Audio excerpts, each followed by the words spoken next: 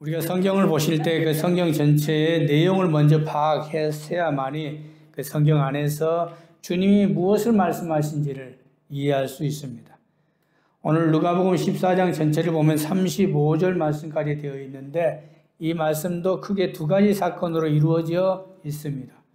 첫 번째는 1절에서 24절 말씀에 보시면 안식일 문제가 또 다시 발생되자 주님께서 잔치를 비유를 하시면서 바리새인들과 율법사들을 책망하시는 내용이 나오고요. 그리고 이어서 25절에서 35절 말씀을 보면 환난 때 제자들이 가져야 할 자세가 무엇인가에 대한 말씀을 하고 있는 것이 오늘 누가복음 14장 전체의 내용이 되겠습니다. 그 중에 오늘은 첫 번째 말씀으로 안식일 문제에서 파생되는 비유, 바로 그것이 우리에게 주는 것이 무엇인가 하는 걸 가지고 잔치의 맛에 대해서 한번 생각해 봅시다. 오늘 본문 누가복음 14장 1절에서 24절에 보면 주님이 강조하신 단어들이 좀 나와요. 바로 그것은 청함을 받은 자와 참여하지 못한 자에 대한 구분을 하시면서 먼저 주님이 강조하신 단어는 청함이라는 단어를 강조하고 있다는 것을 알 수 있습니다. 7절 말씀부터 보시면 이렇게 주님이 말씀하시지요. 청함을 받은 사람들이 높은 자리 택함을 보시고 그들에게 비유로 하신 말씀 속에서 청함이란 단어를 계속 강조하고 있습니다. 8절 말씀에 보면 두 번 청함에 대한 말씀하시고 9절도 한 번, 10절도 두 번, 12절로 가면 두 번, 16절 한 번, 17절 한 번 등등의 청함이란 단어를 무려 10번이나 반복해서 같은 말씀을 하고 계십니다. 그렇습니다. 잔치라고 하는 것은 이 잔치 오십시오 하고 이 청하는 것, 청함 받는 자들, 근데 그 청함 받는 자들에 비해서 참여한 자는 적다고 하는 것이지요. 바로 이것이 천국에 대한 비밀이다 하는 것이 오늘 전체 내용이 됩니다. 본문의 배경은 이렇게 시작이 되죠. 7절 1절 말씀 보십시오. 1절에 보면 안식일에라고 먼저 말합니다. 안식일에라는 말씀에서 안식일 문제가 또 생겼구나라는 것을 직감적으로 알 수가 있지요. 예수께서 한 바리새인 지도자의 집에 떡 잡수시러 들어가시니 그들이 엿보고 있었다고 합니다. 주님이 바리새인의 지도자 집에 초청을 받으셨던 것이지요. 물론 이 바리새인의 지도자가 누구인지는 알 수 없으나 이것을 보면 앞절 내용을 보면 벌써 안식일 문제로 심각한 토론이 이루어지고 분노할 정도의 일들이 터졌지 않습니까? 그런데 또다시 안식일에 주님을 초청했다면 그 초청은 좋은 초청이 아니라는 거죠. 벌써 주님을 엮으려고 하는 고소의 조건을 잡으려고 했다는 것을 알 수 있죠. 그 근거를 보면 엿보다라고 하는 단어를 썼다는 거예요. 파라테메노이 그렇게 원어에 나와 있는데 이 파라테메노이라고 하는 미완료 동사라고 하는 것은 주님을 감시하기 위해서 초대했다는 것을 암시하는 단어가 되겠습니다. 그리고 더 재미난 것은 의도적으로요. 여기에 보면 수종병자를 데려다 놓았다는 것을 알 수 있어요. 그러니까 다시 말하면 주님을 안식일에 병 고치는가 안 고치는가 보자 하면서 의도적으로 수종병자를 데려다 놓은 거예요. 여러분 생각해 보세요. 바리새인의 지도자라고 한다면 산헤드린 공회의원일 텐데 이런 작자가 율법에 금지된 수종병자 그것도 안식일에 자신의 집에 식사를 함께 했겠습니까? 그러니까 완전히 이 말씀 속에서 우리는 파악하셔야 하는 게 이들의 계책이 무엇인가. 그럼 도대체 수종병자가 뭡니까? 수종병이. 4절 보면 이 수종병이 나와. 2절 말씀과 보면 주의 앞에 수종병자가 나오죠. 이 수종병이라고 하는 것을 보면 고창병이라고도 하더라고요. 그리고 부종. 이것은 뭐냐면 부어서 막 줄줄줄 막 새내 나가는 유출하는 거예요. 세포의 관절들이 부어올라서 유출되니까 레위기 15장 10절 말씀에 보면 부정한 유출병으로 나와 있습니다. 그러니 주님이 안식일에 이 병을 고친다면 이거야말로 정말 빠져나갈 수 없는 고속감이기에 6절 말씀에 보면 주님이 질문해도 답변 없고 주님이 물어봐도 아무 말 하지 않고 대꾸를 하지 않아요. 그렇다면 오늘 말씀이 우리에게 주는 교훈이 뭐냐는 거예요. 그래도 주님은 병자를 사랑하신다는 거죠. 주님이 이들의 속셈을 모르실까요? 중심을 보시는 주님, 우리 일거수일투족을 다 하시는 주님이 자기를 엮으려고 하는 이들의 계책을 모르시겠느냐고요.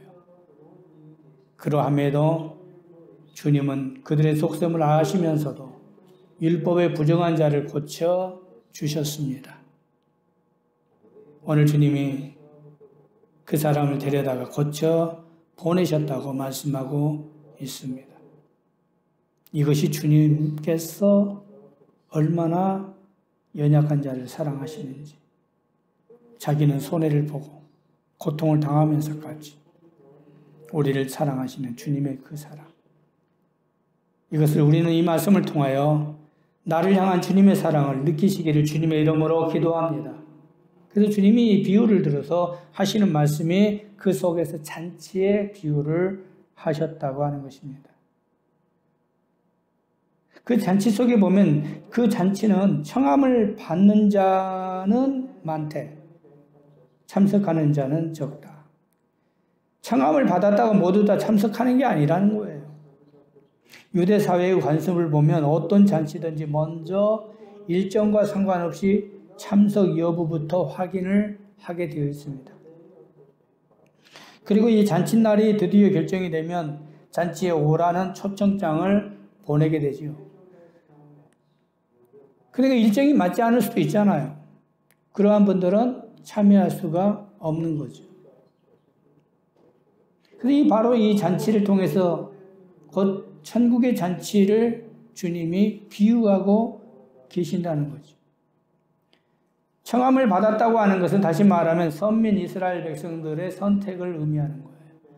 이스라엘 백성들은 당연히 나는 하나님의 자녀다, 하나님께 청함을 받은 자다고 그들은 자부하고 살아가고 있습니다. 그런데 결과는 어떻습니까? 오늘 말씀 속에 보듯이 청함을 받았다고 해서 다 하늘나라 잔치에 참여할 수 있는 것이 아니라는 거예요. 아주 무서운 말씀을 하고 계십니다.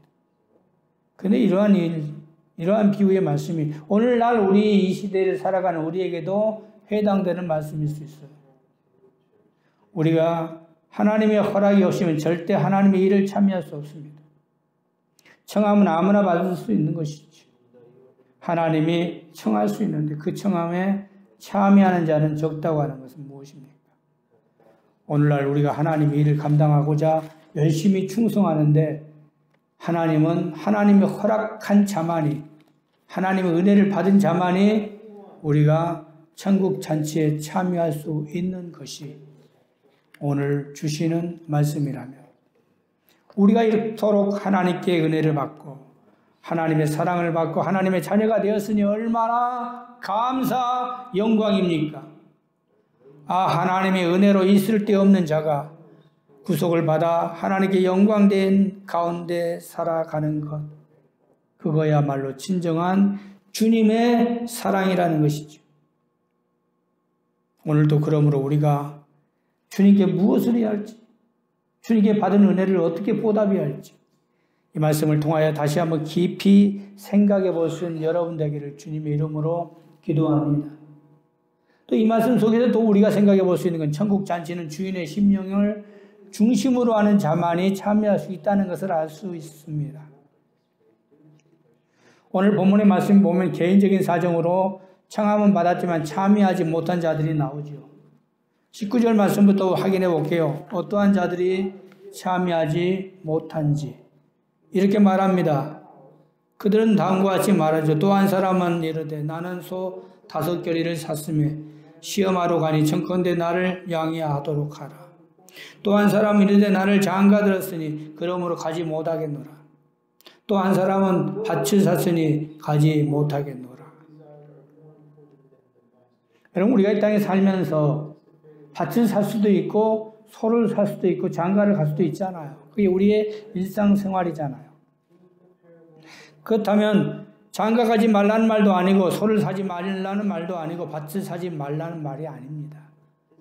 오늘 말씀의 중심은 무엇인가요? 그 비중을 어디에 더 크게 두고 있느냐? 밭이냐 주인의 잔치이냐 하는 거예요.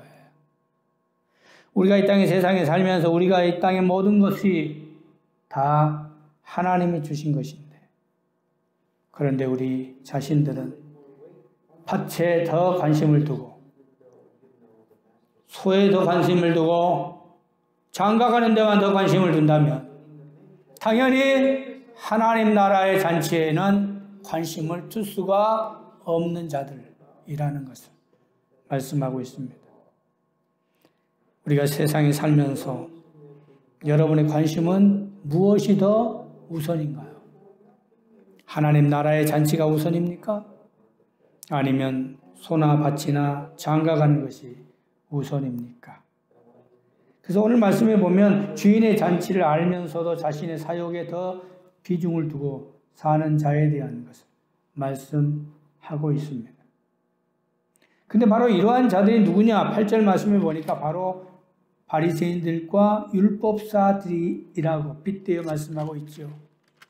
그들 높은 자의 자리에 앉기를 원하고 또 많은 사람들에게 인정받기를 원한다는 거죠.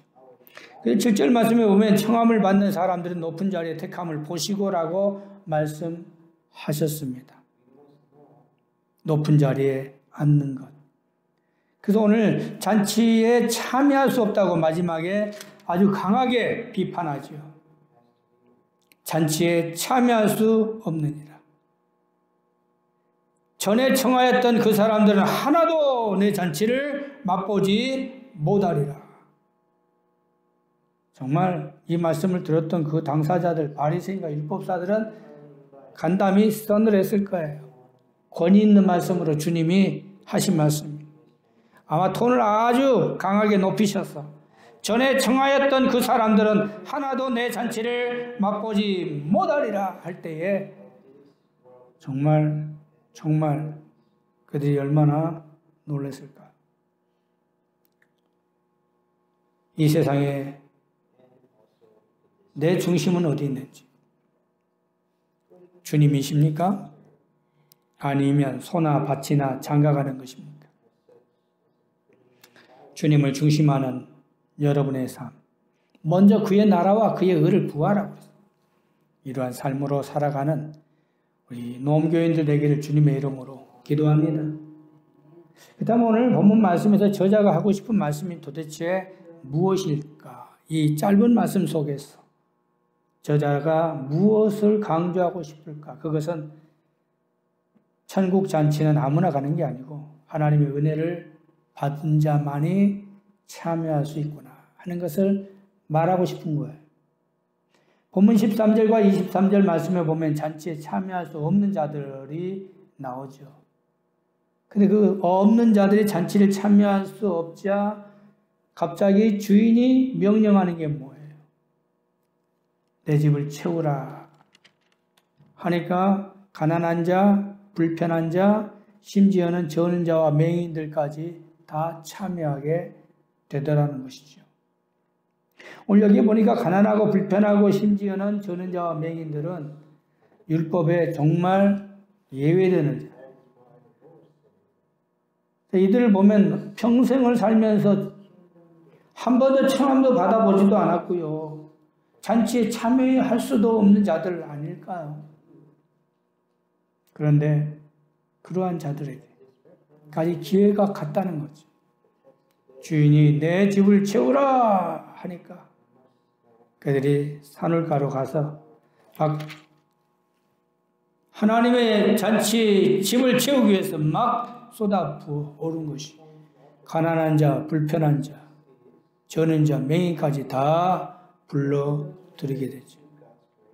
21절 말씀에 또 13절과 21절 같은 말씀이 또 반복됩니다. 종이 돌아와 주인에게 그대로 고하니 이에 집주인이 노하여 그에게 이르되 빨리 시내 거리와 골목으로 나가서 가난한 자와 몸 불편한 자, 맹인과 저는 자를 데려오라. 두 번이나 반복하면서 가난하고 불편하고 맹인과 저는 자들, 그들을 말합니다. 그런데 이들이 천국 잔치에 참여할 수 있는 것. 혹시 이것이 지금 우리들의 이야기는 아닐까요? 나의 이야기는 아닌가? 제가 은혜를 받고 나니까 제일 감사한 게 이거예요. 나 같은 자가 뭔데 하나님의 자녀가 되었는지, 내가 누구이길래 주님이 나를 찾아오셨고 나에게까지 은혜를 주셨는지. 은혜 받을 때 제일 먼저 내 입에서 쏟아져 나오는 첫 마디가 바로 그거예요. 나 같은 자가 뭔데? 오늘 본문에 저는 자, 불편한 자, 맹인과 저는 가난한 자가 혹시 나는 아닌가? 그러기에 그들은 14절 말씀에 갚을 것이 없으므로 복이 된다는 말씀이 바로 그 내용일 수 있습니다. 주의 은혜로 이제 이방인까지도 천국 잔치에 참여할 수 있게 되었다는 것. 이야기를 전해 들은 저자는 이 부분을 아주 강조하고 있어요. 강하게 기뻐하고 있어요. 그리고 또 반복하고 있어요. 그러므로 우리 이방인들이 소망을 갖자. 그런 의미에서 오늘 이 말씀이 강조되고 있지 않았나. 그러므로 이제 우리가 남은 여생은 어떻게 해야겠어요? 남은 여생은 충성하며 사는 거예요. 감사하고. 주님께 은혜 받은 것에 대한 감사의 보답이 있기를 주님의 이름으로 기도합니다. 땅끝까지 복음을 증거하는 것, 생명 다할 때까지 정말 말씀을 외치고 사는 것들이 우리가 해야 할 것이 아니겠습니까? 이제 나를 위한 삶이 아니라 정말 주님을 위한 삶이 되어야 하겠지요. 오늘 18절 말씀부터 보면 공통적인 게 있어요. 밭을 사고 소를 사고 장가를 가는 자의 특징이 나오는 중에 하나가 뭐예요? 나는이에요. 나는.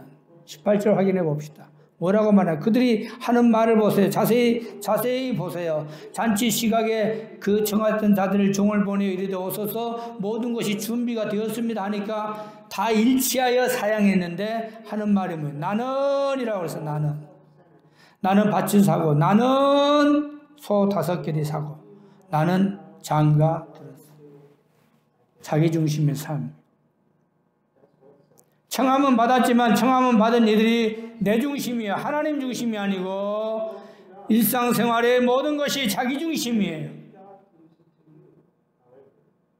근데 엄밀히 보면요, 여러분 한번 생각해 보십시오. 이 소 장가 가는 것이 여러분 누가 허락해야만이 되죠? 하나님이 허락해 주셔야만이 될진데 그들은 착각에 빠졌던 거예요. 내 바치고 내 소고 내가 장가가는 걸로 알고 있는데 아니에요. 더 뒤에 역사하신 하나님의 손길을 그들은 깨닫지 못했다는 거죠. 오늘날 많은 사람들이 착각에 빠져 있는 것이 이 땅의 모든 것이 다 내 것인 것처럼 착각합니다. 건강도 내 것이고 재산도 내 것이고 모든 것이 다 내 것이에요. 그런데 오늘 말씀은 그렇게 말하지 않죠. 진정한 주인은 누굽니까? 내가 아니라 주님이, 하나님이 진정한 주인이신 줄 믿습니다. 그러므로 그분이 허락해야만이 되는 거예요. 그러니 소가 중요합니까? 하나님이 중요합니까? 밭이 중요합니까? 하나님이 중요합니까? 장가 가는 것이 중요합니까? 하나님이 중요한 것입니까? 그래서 저자는 아마 남은 여생은 하나님 중심으로 정말 충성하며 살아야 할 것에 대한 말씀을 강조하고 있다는 것이지요. 마지막에 그래서 저자는 오늘 말씀에서 하나님을 알고 하나님께 은혜 받은 자는 이제 하나님께서 주시는 천국 잔치의 맛을 느껴야 한다로 끝을 맺고 있습니다. 말씀 보십시오. 천국 잔치의 맛에 대한 이야기를 하고 있죠. 24절 말씀 보세요.